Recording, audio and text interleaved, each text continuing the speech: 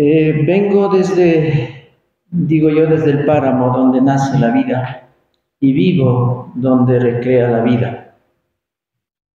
Digo eso porque mi comunidad tiene dos territorios. Un territorio de páramo, donde es la fuente de agua, y por eso digo donde nace la vida. Y vivo donde esta agua llega y recrea la vida a los seres humanos, a las plantas, a los animales y a todo ser que está en nuestra gran Pachamama. Quiero decirles que hoy día, al estar aquí, me debo a cada uno de ustedes, a los seres que nos acompañaron en este proceso de lucha, a los seres que dieron una palabra, que dieron un mensaje, que dieron aliento en esos momentos difíciles que nos tocó vivir a nuestra comunidad y particularmente a nuestra familia. Para que puedan entender el proceso de lucha, quiero rápidamente describir cuál fue el motivo de la lucha. Y voy a decir, lastimosamente, la Iglesia Católica es parte y culpable de este proceso. En el año 1968, las propiedades donde nosotros hoy vivimos, llamado haciendas, era propiedad de las Madres Agustinas, propiedad de la Iglesia Católica. Cuando estaban en la distribución por la reforma agraria, la Iglesia no tuvo dinero en efectivo, por tanto entregaron más de 1.071 hectáreas de páramo a los 34 guasipungueros y además estas tierras en aquella época consideradas que no servían para nada. Pero, sin embargo, nadie supo que ese territorio era lo mejor, al menos en estos tiempos, por el tema del agua y del calentamiento global, es el mejor territorio que tenemos como pueblos y nacionalidades indígenas en todo el continente. Una vez liberado, nuestros abuelos, nuestros padres, obviamente salieron por todos los lugares, buscando otras fuentes de trabajo, otros modos de vivencia, y allí en este territorio que entregaron, pues quedaron como dos familias, aprovechándose de todo lo que allí se quedó y existió. Lastimosamente familias que estaban como en esa línea de mayordomos, como en esa línea de mantener el poder y seguir explotando a los demás. Y al pasar de los años, en vista de que ya no regresaron muchos de ellos, pues ellos pensaron que solo estas dos familias fueran dueños de ese territorio que les estoy indicando. En ese proceso largo, en el año 2000, plantearon un juicio de expropiación y este proceso llegó hasta las últimas instancias. Finalmente logró defender la comunidad y no les permitió a estas dos familias, agrupado a 14 personas que querían ser los únicos dueños de este territorio. Quizá eso fue un capricho de estas dos familias para seguir resistiendo y queriendo, digamos, robar a toda una comunidad.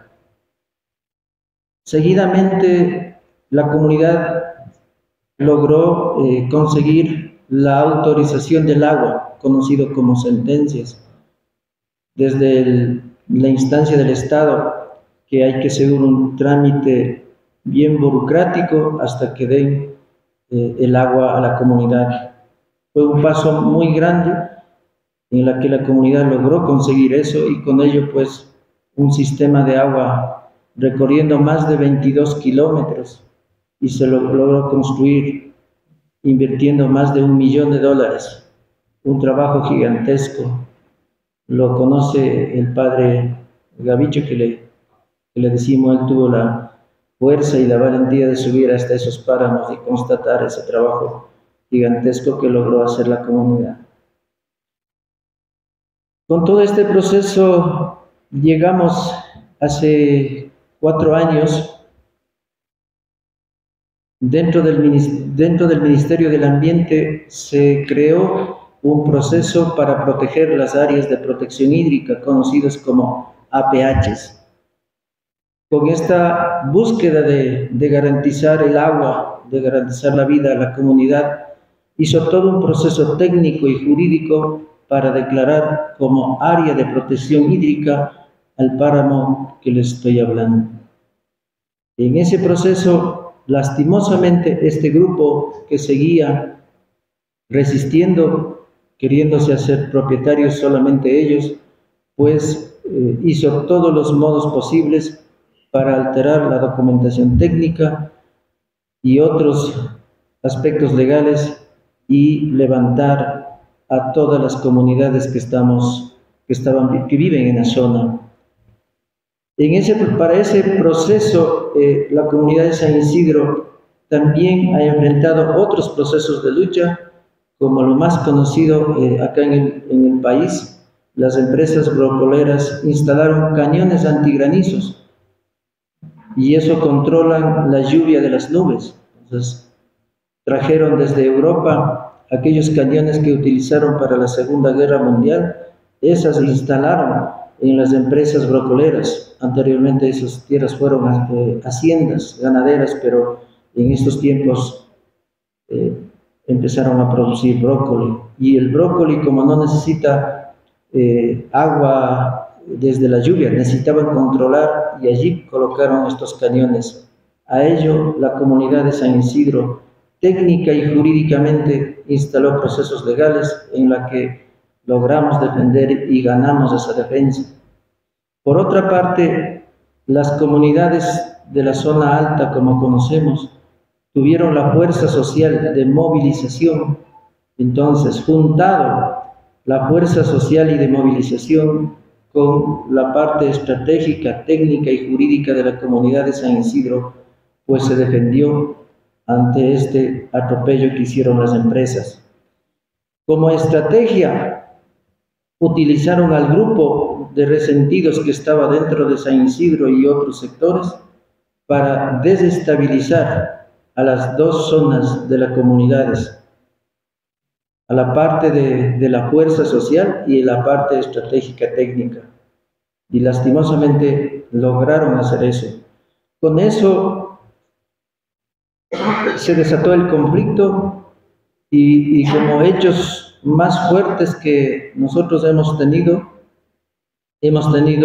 18 procesos legales que tuvimos que defender, de las cuales 2 aún están en el camino para poder resolver.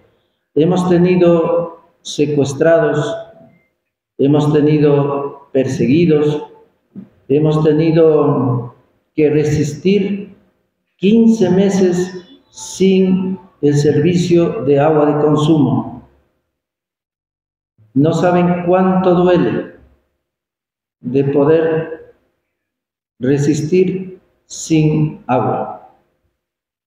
Tal vez para algunos que tendrán experiencia, si tenemos que sufrir un golpe, si tenemos que sufrir una agresión verbal, si tenemos que resistir en las calles, es diferente y es posible. Pero resistir sin agua realmente es algo muy, muy doloroso. Que los niños no puedan tomar agua, que los mayores no puedan coger agua y esperar recoger agua de la lluvia o que lleguen unos tanqueros a dejar un vaso de agua, realmente fue momentos más cruciales. Y uno estar al frente de ese proceso y tener que dirigir a la gente, dar esperanza y no ir atrás, es doloroso. Y son meses, no son días. Pero ahí está la resistencia para seguir adelante. La otra estrategia que es importante Yo creo que allí podemos compartir mucha experiencia, es tener esa capacidad de respetar la vida al enemigo. No hace cualquiera. Como humano, siente y es capaz de cualquier cosa. Pero vencer este asunto de respetar la vida al enemigo y pasar de eso realmente es un éxito. Lo otro es fortalecer la política comunal. Siempre decir que esta lucha es para todos. Esta lucha es no solamente para una familia, sino para todos.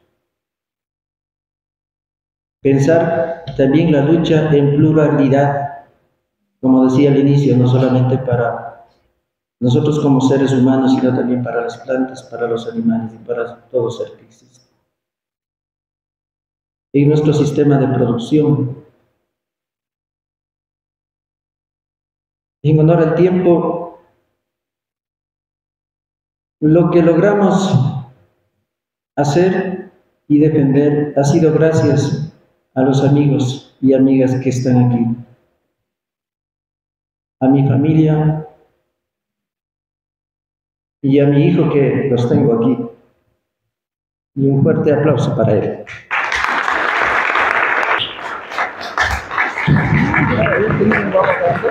Aparte de física, aparte de otro tipo de agresiones, pero lo más fuerte es a la resistencia emocional.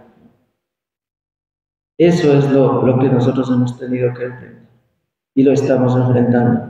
Y estamos en ese camino porque el conflicto no ha terminado. Estamos avanzando en buen camino.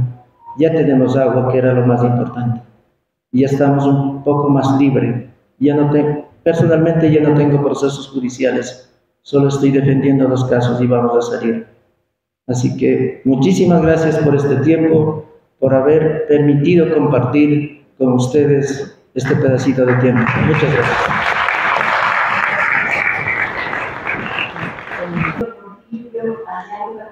Compartimos